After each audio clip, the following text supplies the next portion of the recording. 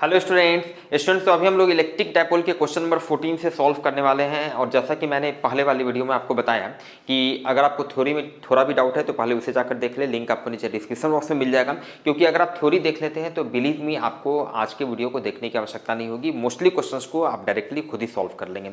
Even then जो basic theory use होता है वो मैंने पहले वाले वीडियो में बताया था, यहाँ तक को मैंने पहले वाली वीडियो में डिस्कस किया था, ध्यान दीजिएगा। इंपॉर्टेंट ये है अभी के क्लास के लिए जो भी फॉर्मूले यूज होंगे तो ध्यान दीजिएगा स्टूडेंट। अब तक जो भी क्वेश्चंस हम लोगों ने सॉल्व किया 1 से 13 तक, वहां पर क्या था, वो स्पेशल केस में यूज हो रहा था। वहां पर ये एज्यूम था, वो नोन था कि आर का जो वैल्यू है, जिस डिस्टेंस पे आप इलेक्ट्रिक फील्ड या पोटेंशियल निकालते हैं, वो आर का वैल्यू जो है इस एल से बहुत ज्यादा था। एल से मतलब इलेक्ट्रिक डायपोल का डिफिनीशन ही होता है कि जो दोनों चार्ज है वो बहुत ही कम डिस्टेंस से सेपरेटेड होने चाहिए। दोनों के बीच का सेपरेशन जो है, मतलब एल का वैल्यू जो है, 2l का वैल्यू बहुत बहुत कम होना चाहिए।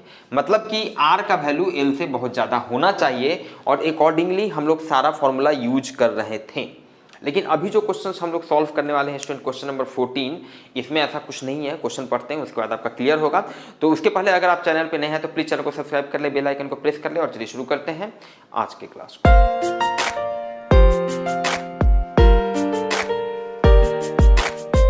स्टूडेंट क्वेश्चन नंबर 14 कह रहा है, in the figure 2 point charges of value -10 to the power -6 coulomb and +10 to the power -6 coulomb are placed on the x axis at x = -10 centimetre and x = +10 centimetre as shown in the figure. Calculate the electric intensity and potential at the points m and n। चलिए ठीक है student, ध्यान दीजिएगा, ये figure आपको दिया हुआ है।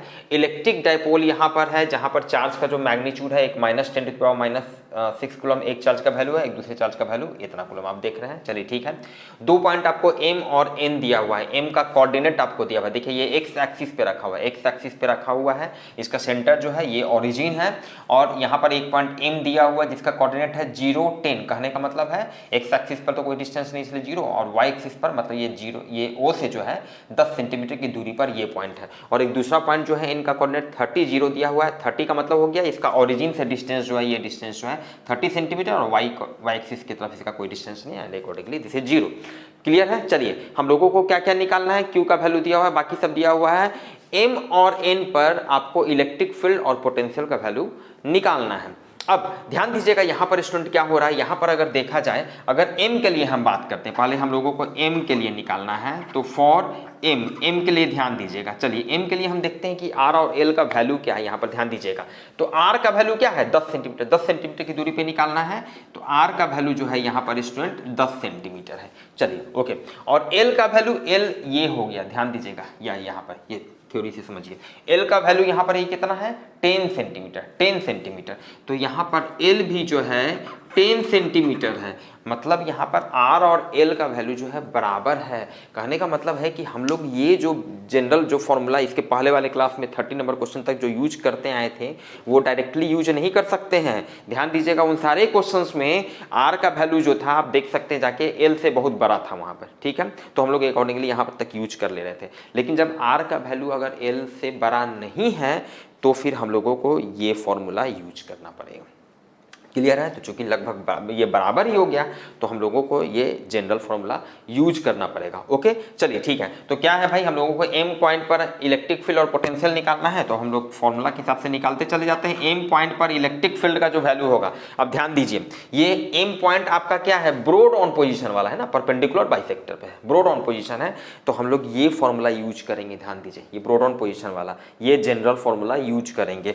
तो EM जो कि ये ब्रॉड ऑन पोजिशन है, ब्रॉड वाला पोजीशन है, इसको यहाँ पर थोड़ा सा आप लिख दीजिए, ब्रॉड वाला पोजीशन है। तो फॉर्मूला क्या हो जाएगा, KP by this, KP by R² plus L² का पावर 3/2। अब सबका वैल्यू पुट करते चलेंगे। यहाँ पर थोड़ा सा देख लीजिए भाई, जितने भी फॉर्मूले हैं सब में P इलेक्ट्रिक डाइपोल मोमेंट, अच्छा इसका वैल्यू फिक्स रहेगा।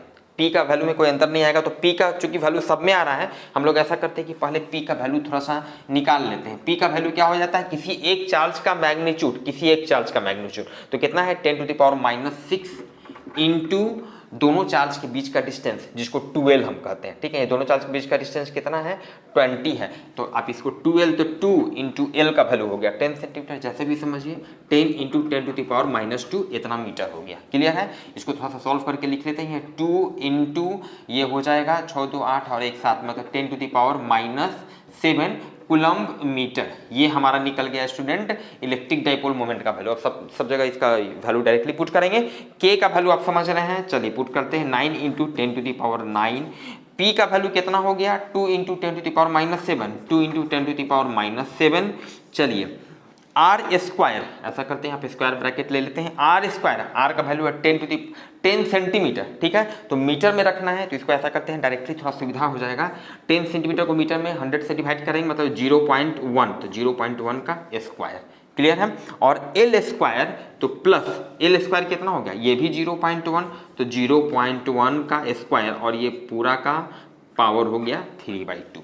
क्लियर है? और इसको जब सॉल्व करेंगे स्टूडेंट, तो फाइनली स्टूडेंट इसको सॉल्व करने के बाद इसका वैल्यू 63.6 इंटू 10⁻4 वोल्ट पर मीटर आ जाता है। डिटेल कैलकुलेशन मैंने स्टेप बाय स्टेप यहाँ पर कर दिया है।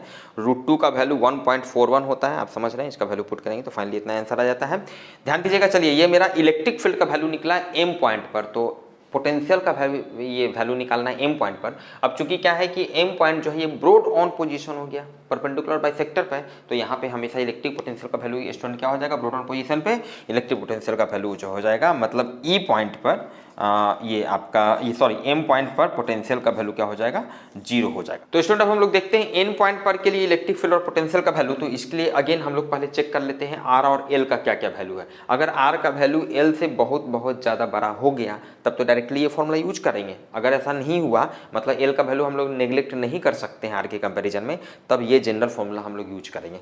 चलिए देखते हैं एन पॉइंट पर के लिए आर का वैल्यू, आर का डिस्टेंस, आर का मतलब कि ये सेंटर से इसका डिस्टेंस, डायपोल का जो सेंटर है मतलब ओरिजिन से डिस्टेंस, तो ये 30 सेंटीमीटर दिया हुआ है, 30 सेंटीमीटर मतलब 0.3 मीटर। और एल का वैल्यू, भाई एल का वैल्यू तो ये फिक्स है, ये 10 सेंटीमीटर, एल का वैल्यू है 10 सेंटीमीटर मतलब 0.1 मीटर।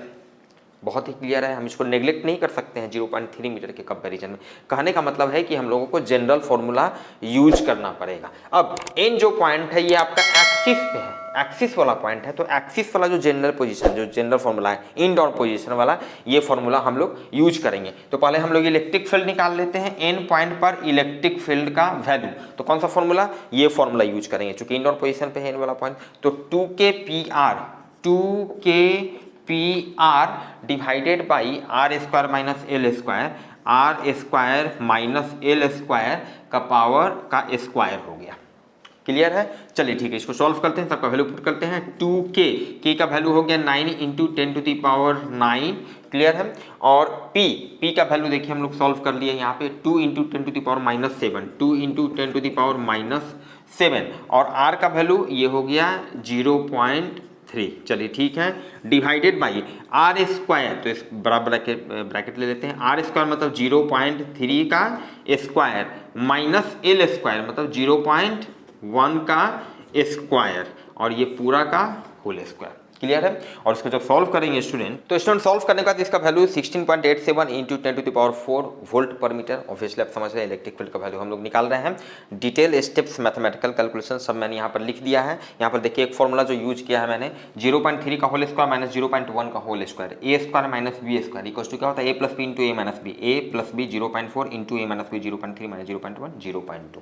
क्लियर है?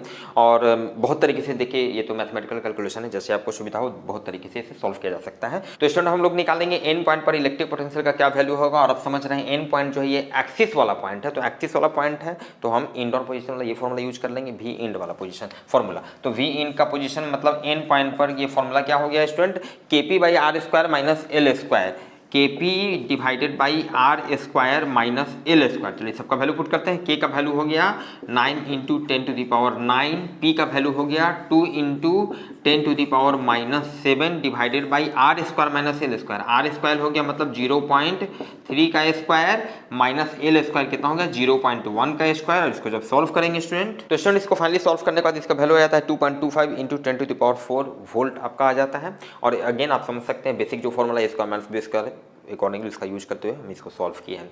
मूव करते हैं हम लोग नेक्स्ट क्वेश्चन, क्वेश्चन नंबर 15 की तरफ।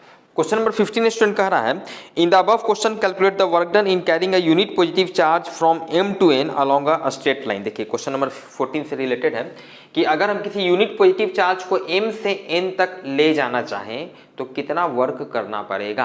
अब m पॉइंट पर का देखिए पोटेंशियल कितना है, ये हम लोग पहले कैलकुलेट कर चुके हैं, 0 है, वहां पर कोई पोटेंशियल नहीं, इलेक्ट्रिक पोटेंशियल का वैल्यू 0 है, और n पॉइंट पर का पोटेंशियल इतना है, मतलब कि n पॉइंट पर का पोटेंशियल हाई है, मतलब लो पोटेंशियल से हाई पोटेंशियल की ओर इस यूनिट पॉजिटिव चार्ज को ले जाना है। चार्ज खुद से नहीं जाएगा, इसको हम लोगों को क्या करना होगा, वर्क करना होगा। वर्क करते हुए, फोर्स लगाते हुए, एनर्जी लगाकर हम लोग इसको ले जाएंगे। क्लियर है। तो जो वर्क करना पड़ता है स्टूडेंट, क्वेश्चन नंबर 15 हम लोग सॉल्व कर रहे हैं। तो किसी भी चार्ज Q को अगर A से B ले जाना है, A से B ले जाना है, तो वर्क का जो फॉर्मूला होता है, जिस चार्ज को ले जाना है उस चार्ज का वैल्यू लिखिए इनटू A से B ले जाना है तो B पॉइंट पर का पोटेंशियल लिखिए माइनस A पॉइंट पर का पोटेंशियल, एक जनरल फॉर्मूला। ओके चलिए ठीक है। तो यहाँ पर हम लोग क्या करेंगे, यूनिट पॉजिटिव चार्ज को ले जाना है इस स्ट्रेट लाइन के अलोंग। क्वेश्चन में दिया हुआ है कि भाई स्ट्रेट लाइन के अलोंग यूनिट पॉजिटिव चार्ज का मतलब +1 कूलम के चार्ज को ले जा रहे हैं। तो जिस चार्ज को ले जा रहे हैं तो +1 कूलम के चार्ज को ले जा रहे हैं इनटू m से n तक ले जा रहे हैं तो n पॉइंट पर का पोटेंशियल लिखिए माइनस m पॉइंट पर का पोटेंशियल, चूंकि m से n ले जा रहे हैं। क्लियर है। चलिए सबका वैल्यू पुट करते हैं। ये +1 हो गया तो +1 इंटू दिस, कोई फर्क नहीं पड़ेगा, +1 मतलब 1 हो गया, 1 में मल्टीप्लाई करें कोई फर्क नहीं पड़ेगा। सिंपल ये हो गया Vn माइनस Vn। अब ध्यान दीजिए Vn का वैल्यू कितना है हम लोग निकाल चुके हैं, 2.25 इंटू 10⁴, और m पॉइंट पर का पोटेंशियल 0 है, मतलब ये सिंपली क्या हो गया 2.25 इंटू 10⁴, इतना क्या हो गया, इतना जूल हम लोगों को वर्क करना पड़ेगा उस चार्ज को यहाँ से यहाँ तक ले जाने में। क्लियर है। नेक्स्ट क्वेश्चन देखते हैं, क्वेश्चन नंबर 16 जो कि अगेन इसी से रिलेटेड है। In the above question is there any path along which the work done will be less than the above value of work done. No बिल्कुल नहीं भाई, पता है आप क्लास 11 से पढ़ते आए हैं, वर्क जो है वो पाथ पर डिपेंड नहीं करता है। तो इसका आंसर हो जाएगा क्वेश्चन नंबर 16 का नो। मूव करते हैं नेक्स्ट क्वेश्चन, क्वेश्चन नंबर 17 की तरफ। क्वेश्चन नंबर 17 स्टूडेंट कह रहा है an electric dipole consists of 2 opposite charges of strength 2 microcoulomb separated by a distance of this metre. Calculate the maximum torque which can be exerted on the dipole if it is kept in a uniform field of strength this newton coulomb. चलिए जो दिया हुआ student थोड़ा सा लिखते चलते हैं। जो डाइपोल आपका बना है उस चार्ज का मैग्नीट्यूड दिया हुआ है, मतलब Q का वैल्यू दिया हुआ है 2 माइक्रोकूलम। इसको थोड़ा हम लोग कूलम में 10⁻⁻6 से मल्टीप्लाई करके कन्वर्ट कर लेते हैं। साथ ही साथ दोनों चार्ज के बीच का डिस्टेंस दिया हुआ है 0.02 मीटर, -q प्लस q के बीच का डिस्टेंस है, मतलब L का वैल्यू कितना हो गया, L का वैल्यू यहाँ पर ध्यान दीजिए तो ये 0.02 मीटर जो है उसका हाफ हो जाएगा। क्लियर है, 0.01 मीटर, मतलब यहाँ से यहाँ का डिस्टेंस दिया हुआ 0.02, तो ये हाफ हो गया L का वैल्यू। क्लियर है, L का वैल्यू। चलिए आगे क्या दिया हुआ है, मैक्सिमम टॉर्क का वैल्यू हम लोगों को निकालना है स्टूडेंट। मैक्सिमम टॉर्क का वैल्यू हम लोगों को निकालना है। और अगर ये डाइपोल जो है एक यूनिफॉर्म इलेक्ट्रिक फील्ड में रख दिया गया है और इस इलेक्ट्रिक फील्ड का वैल्यू जो है दिया हुआ है 10⁵ न्यूटन पर कूलम। चलिए ठीक है स्टूडेंट, देखिए थोड़ा भी कंफ्यूजन नहीं होना चाहिए। थ्योरी में बहुत डिटेल हम लोग देख चुके हैं कि भाई किस तरह से टॉर्क लगता है, फील्ड में रखते हैं तो फॉर्मूला वगैरह क्या होता है। थोड़ा भी डाउट है तो पहले थ्योरी को देख लीजिए, सब वीडियो देखने का जरूरत ही नहीं पड़ेगा, सीधे बनाइएगा। चलिए ठीक है। इवन देन यहाँ पे देखिए टॉर्क का जनरल फॉर्मूला स्टूडेंट होता है PE sin थीटा। क्लियर है, ये टॉर्क का मैग्नीट्यूड हम लिख रहे हैं। मैक्सिमम टॉर्क का वैल्यू निकालना है तो यहाँ पे P तो फिक्स है, E तो फिक्स है, इलेक्ट्रिक फील्ड में जो हम रखे हैं उसका इलेक्ट्रिक डाइपोल मोमेंट, चूंकि चार्ज फिक्स है, डिस्टेंस दोनों के बीच का फिक्स है, तो सब फिक्स है। एक यहाँ पे वेरी करेगा तो सिर्फ और सिर्फ थीटा। तो टॉर्क का मैक्सिमम वैल्यू कब होगा, जब ये मैक्सिमम होगा। ये मैक्सिमम कब होता है, थीटा जब 90 डिग्री होता है, मतलब कि इसीलिए मैक्सिमम टॉर्क कब होगा, जब थीटा 90 डिग्री, मतलब PE sin 90 डिग्री, जिसका वैल्यू हो जाता है 1, मतलब मैक्सिमम टॉर्क का डायरेक्टली वैल्यू अगर आपको फॉर्मूला याद है तो आप यूज कर सकते हैं। PE होता है इलेक्ट्रिक डाइपोल मोमेंट का वैल्यू। देखिए हम लोग यहाँ पर पहले ही निकाल लेते हैं। इलेक्ट्रिक डाइपोल मोमेंट ये क्या होगा, Q × 2L। Q का वैल्यू कितना है स्टूडेंट, 2 × 10⁻⁻6 और इंटू L का ये Q का वैल्यू निकला, ये Q का वैल्यू इतना है और 2 पहले से एक है, 2 पहले से एक आया और L का वैल्यू हो गया 0.01, इतना कूलम्ब मीटर ये आपका P का वैल्यू निकल गया, तो इसका वैल्यू पुट कर देते हैं, ये हो गया 4 इंटू, इसको यहीं पे सॉल्व थोड़ा सा कर देते हैं, Q का वैल्यू हम लोग निकाल लेते हैं अलग से, जो कि डायरेक्टली फॉर्मूला में यूज होता है। तो 2 इंटू 2 4 हो गया, इंटू 0.01 का मतलब 10 टू द पावर -2, तो -2 और -6 ऐड हो जाएगा, तो 10 to the power -8 coulomb metre. अब देखिए यहाँ पे डायरेक्टली इसका 4 इंटू 10 टू द पावर -8, और E का वैल्यू कितना स्टूडेंट दिया हुआ था, E का वैल्यू 10 टू द पावर 5, और इसको जब सॉल्व करेंगे तो ये कितना हो जाएगा, 4 इंटू 10 टू द पावर -3, इतना आपका क्या हो जाएगा, newton metre is your answer. Clear है। मूव करते हैं नेक्स्ट क्वेश्चन, क्वेश्चन नंबर 18 की तरफ। क्वेश्चन नंबर 18 स्टूडेंट कह रहा है, इन द अबव प्रॉब्लम, पहले वाले से रिलेटेड है, how much work must an external agent do to turn the dipole through 180 degree from a position of alignment 0 degree, theta equals to 0 degree. मतलब ये question कह रहा है क्वेश्चन नंबर 18 में कि सपोज कीजिए कि ये आपका इस तरह से डाइपोल था, ये -q + q। क्लियर है। ये डाइपोल आप समझ रहे हैं एक्सटर्नल इलेक्ट्रिक फील्ड ई में, इलेक्ट्रिक फील्ड पूरा रीजन में एग्जिस्ट कर रहा है, जिसका वैल्यू आपको दिया हुआ था, इतना रखा हुआ है। अब इस डाइपोल को हम क्या करते हैं, ये पहले वाला पोजीशन है, ये पहले वाला पोजीशन है, ठीक है। अब इसको हम 180 डिग्री से रोटेट कर देते हैं, 180 डिग्री से रोटेट कर देंगे, तो इसको ध्यान दीजिएगा, इसको हम सीधे इस ये इसका सेंटर है, यहाँ से इसको ऐसे ऐसे, फिर ऐसे ऐसे ऐसे करेंगे, तो जस्ट आपका ये अब ये +q वाला इधर चार्ज आ जाएगा और -q वाला इधर चार्ज आ जाएगा। तो ये जो आप रोटेट किए, इसको कितना एंगल से रोटेट करना था, 180 डिग्री से। तो आप समझ रहे हैं, +q वाला इधर, -q घूम के यहाँ आ जाएगा, ये पोजीशन आ जाएगा। तो कितना वर्क करना पड़ा, ठीक है। तो इसका डायरेक्टली फॉर्मूला स्टूडेंट होता है, ये सब थ्योरी में देख चुके हैं हम लोग, PE, ठीक है, और θ1 cos θ1 माइनस cos θ2। तो θ1 कितना है, 0 डिग्री है इस एक्सिस के साथ, ये 0 डिग्री अलाइनमेंट पे है, क्वेश्चन में भी दिया हुआ है। 180 डिग्री से घुमा दिए, तो फाइनल एंगल कितना हो गया, cos θ2 का वैल्यू 180 डिग्री। तो डायरेक्टली यहाँ पे वैल्यू पुट कर दीजिए सबका। P का वैल्यू हम लोग निकाल चुके हैं, 4 into 10 to the power -8 into E का वैल्यू 10 टू द पावर 5, इस इलेक्ट्रिक फील्ड में रखा हुआ है। cos थीटा मतलब cos 0 डिग्री माइनस cos θ2, बाद में एंगल कितना हो गया, 180 डिग्री हो गया। क्लियर है। और यहाँ से इसको सॉल्व करेंगे, देखिए 4 इंटू 10 टू द पावर -3 हो गया। cos 0 डिग्री का वैल्यू कितना हो जाता है, 1 होता है, और cos 180 डिग्री का वैल्यू स्टूडेंट कितना हो जाता है, -1। तो ध्यान दीजिएगा, ये -1 ये प्लस ऐड हो जाएगा, तो ये 4 इंटू 2 हो जाएगा, मतलब 8 इंटू 10 टू द पावर -3, इतना क्या हो जाएगा, जूल। इतना वर्क हम लोगों को करना पड़ेगा। मूव करते हैं नेक्स्ट क्वेश्चन, क्वेश्चन नंबर 19 की तरफ। स्टूडेंट क्वेश्चन नंबर 19 और 20 कंप्लीट थ्योरेटिकल क्वेश्चन है और बहुत इंपॉर्टेंट भी है। ये सबका डेरिवेशन जो है बोर्ड एग्जाम्स में पूछा भी जाता है, जिसको बहुत अच्छे तरीके से हम लोगों ने थ्योरी में देख लिया है। लिंक आपको नीचे डिस्क्रिप्शन बॉक्स में मिल जाएगा, या फिर आप प्ले लिस्ट में भी जाकर देख सकते हैं। तो सीधे हम लोग मूव करते हैं नेक्स्ट क्वेश्चन, क्वेश्चन नंबर 21 की तरफ। क्वेश्चन नंबर 21 स्टूडेंट कह रहा है, two infinitely long charge rod having same charge per unit length of this coulomb per centimeter are 2 centimeter apart. Calculate the electric force per unit length on each rod and work done in bringing them closer by 1 centimeter. चलिए ठीक है, question का दो part है, आप समझ रहे हैं। क्वेश्चन क्या कह रहा है, आपके पास दो इनफाइनाइटली चार्ज रॉड है, मतलब चार्ज डिस्ट्रीब्यूटेड है, चार्ज डिस्ट्रीब्यूटेड है, इनफाइनाइटली लॉन्ग है। चलिए ठीक है, और इसका जो लीनियर चार्ज डेंसिटी, जिसको लेमडा से हम लोग डिनोट करते हैं, इसका वैल्यू हम लोगों को दिया हुआ है 3 into 10 to the power -8 coulomb per centimetre, जिसको आप समझ रहे हैं हम लोग कूलम्ब पर मीटर में कन्वर्ट कर लिए बेसिक तरीके से। साथ ही साथ दोनों जो इन्फाइनाइटली लॉन्ग जो वायर है, दोनों के बीच का डिस्टेंस 2 सेंटीमीटर, मतलब इतना मीटर आपको दिया हुआ है।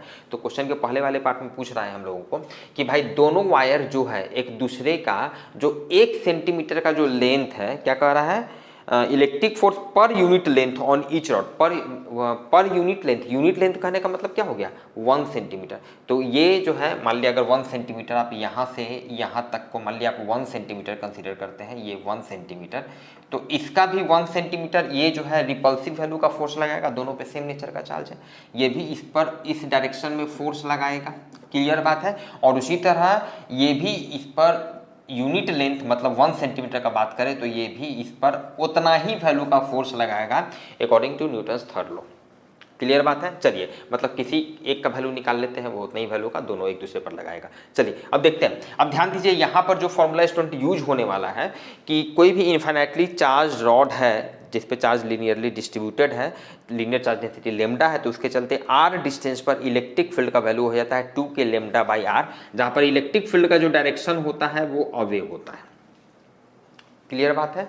चलिए ठीक है, अब ध्यान दीजिएगा यहाँ पर क्या है कि हम लोगों को यूनिट लेंथ में मतलब 1 सेंटीमीटर के अंदर में जितना जो इसका जो चार्ज है यूनिट लेंथ में इस पर जो चार्ज है यूनिट लेंथ में कितना चार्ज है, यूनिट लेंथ में ध्यान दीजिएगा लेमडा चार्ज है, क्योंकि ये lambda linear charge density, charge पर यूनिट लेंथ इसका डिफिनेशन ही है। यूनिट लेंथ में जो चार्ज होता है उसी को लेमडा लीनियर चार्ज डेंसिटी कहते हैं। तो यूनिट लेंथ में हमको चार्ज पता हो गया।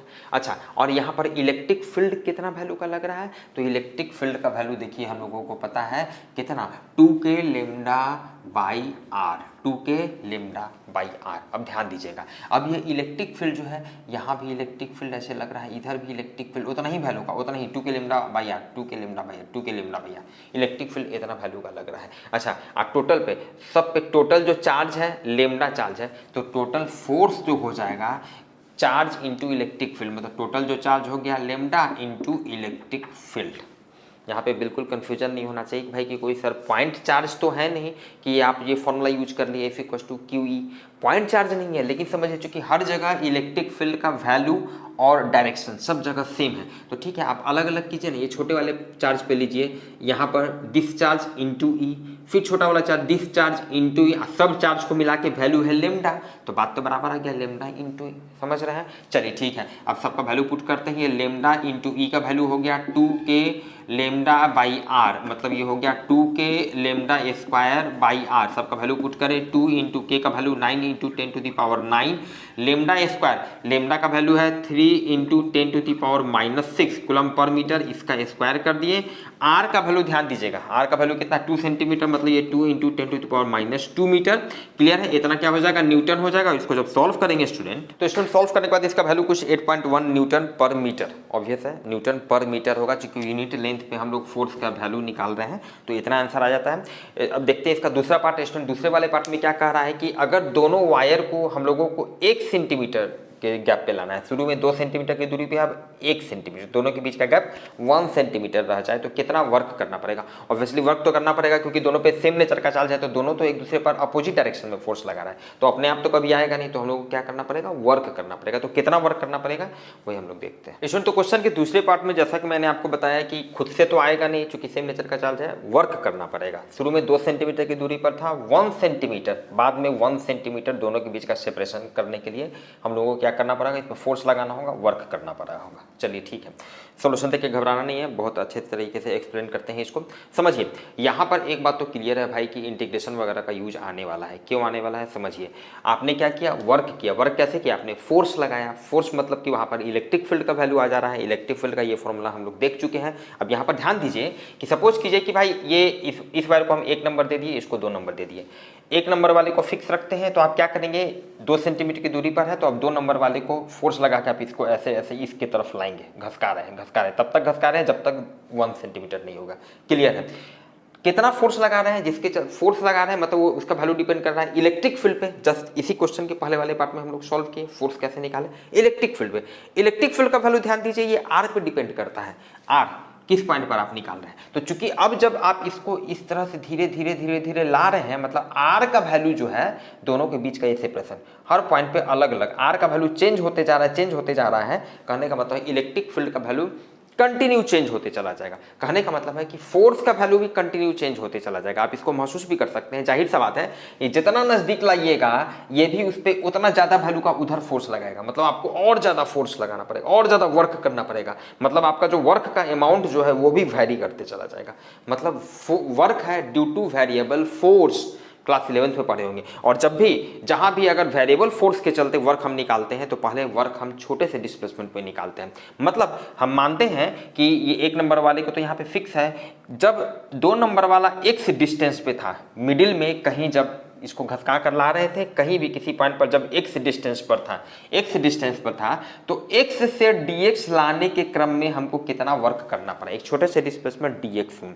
कुछ स्टूडेंट को परेशानी हो सकती है भाई, लेकिन कोई ऑप्शन नहीं है, और इस तरह का बहुतों काम क्लास 11th में करना था। अगर किए हैं तो कोई दिक्कत नहीं हो रही होगी, नहीं किए हैं तो बहुत बेसिक तरीके से एक्सप्लेन भी कर रहे हैं। समझिए, वेरिएबल फोर्स के चलते वर्क जब भी निकालेंगे तो छोटे से डिस्प्लेसमेंट dx में पहले छोटा सा वर्क dw निकालते हैं तो वर्क का फॉर्मूला क्या होता है, force into displacement, force dot displacement निकाले, दोनों का magnitude a dot B equal to क्या होता है, ab cos थीटा, समझ रहे हैं।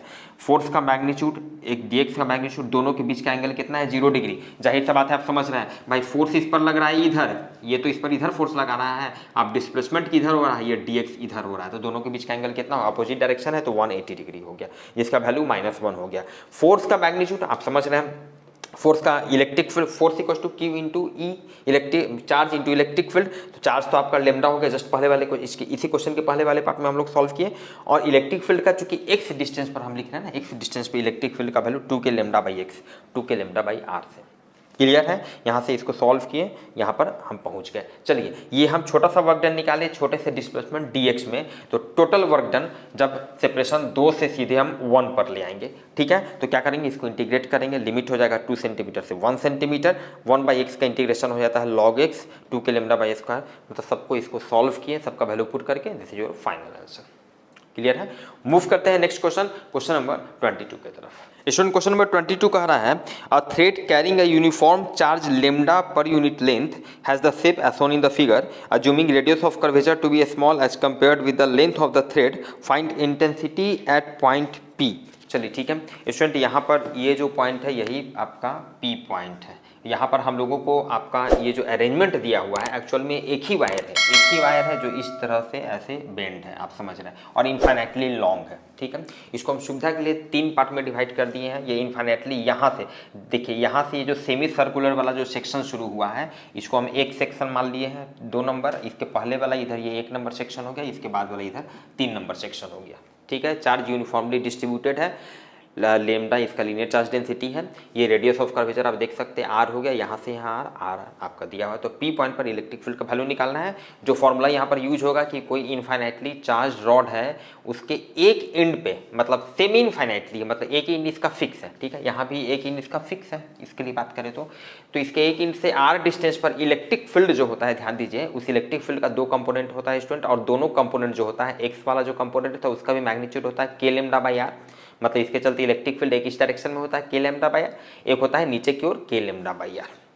क्लियर है, सब डिटेल हम लोग देख लिए कि भाई ऐसा कैसे होता है, ये आपको पता होना चाहिए। तो अब एक एक करके हम लोग क्या करेंगे भाई, 3 सेक्शन है तो सबके चलते, इसके चलते इलेक्ट्रिक फील्ड यहाँ पर कितना कितना वैल्यू होगा, किस डायरेक्शन में वो देखेंगे, इसके चलते सब करते चले जाएंगे। ध्यान दीजिए, एक एक करके देखते हैं। पहले 1 नंबर वाले के चलते देखिए, इसके चलते जो इलेक्ट्रिक फील्ड का यहाँ पर 2 वैल्यू होगा, एक इस डायरेक्शन में होगा, एक इस डायरेक्शन में। तो इसके इस एंड से कितना आर डिस्टेंस पे, ये डिस्टेंस आर है, तो इस डायरेक्शन में ये पी को हटाते हैं। अभी इस डायरेक्शन में जो इलेक्ट्रिक फील्ड होगा, इसका वैल्यू कितना हो जाएगा, के लेमडा बाई आर। क्लियर है, चलिए ठीक है। और एक हो जाएगा नीचे की तरफ के लेमडा बाई आर, ये भी हो जाएगा के लेमडा बाई आर। ये पहले वाले के चलते हुआ, पहले वाले के चलते। चलिए ठीक है, अच्छा तीसरे वाले के चलते भी देख लेते हैं। इसके चलते क्या होगा, इसके चलते भी देखिए, एक इस तरफ हो जाएगा, इससे अवे होगा पॉजिटिव चार्ज है, तो अभी एक इस डायरेक्शन में हो जाएगा के लेमडा बाई आर, चूंकि ये यहाँ से यहाँ तक ये डिस्टेंस भी आर है, तो ये हो जाएगा के लेमडा बाई आर, के लेमडा बाई आर। और एक नीचे की तरफ हो जाएगा, ये कितना हो जाएगा, के लेमडा बाई आर, इसके चलते भी के लेमडा बाई आर हो जाएगा। क्लियर है, चलिए ठीक है। अब इसके चलते देखते हैं हम लोग, ये जो रेडियस ऑफ कर्वेचर है, इसके चलते देखिए, इसके चलते जो इलेक्ट्रिक फील्ड का वैल्यू होगा, ये सिंपल सेंटर से और इसकी तरफ ये ऊपर की ओर अवे हो जाता है, जिसका वैल्यू कितना हो जाता है student, 2k lambda by are. ये सब डायरेक्टली छोटा छोटा स्पेशल केसेज हम लोग देखे थे थ्योरी में, ठीक है, कैसे आ रहा है, तो ये सब आपको पता होना चाहिए। अब ये हमारे पास टोटल 1 2 3 4 5 इलेक्ट्रिक फील्ड सबका वैल्यू डायरेक्शन सब पता है, एक एक करके देखते हैं। देखिए के लेमडा बाई आर इधर है, के लेमडा बाई आर इधर, ये दोनों एक दूसरे को कैंसिल कर दिया, कहानी खत्म हो गया। नीचे में देखिए, यहाँ पर नीचे में ये के लेमडा बाई आर, के लेमडा बाई आर, तो यहाँ पर ये पी पॉइंट है, नीचे में एक कितना वैल्यू का इलेक्ट्रिक फील्ड है, 2k लेमडा बाई आर, के लेमडा बाई आर, के लेमडा बाई आर, दोनों को ऐड किए। और एक ऊपर में है ये रेडियस ऑफ कर्वेचर के चलते 2k लेमडा बाई आर, और आप देख सकते हैं same magnitude just opposite direction, ये भी एक दूसरे को कैंसिल कर देगा, सब एक दूसरे को कैंसिल कर देगा, और इलेक्ट्रिक फील्ड का नेट वैल्यू 0 हो जाएगा। तो मिलते हैं फिर स्टूडेंट्स हम लोग नेक्स्ट क्लास।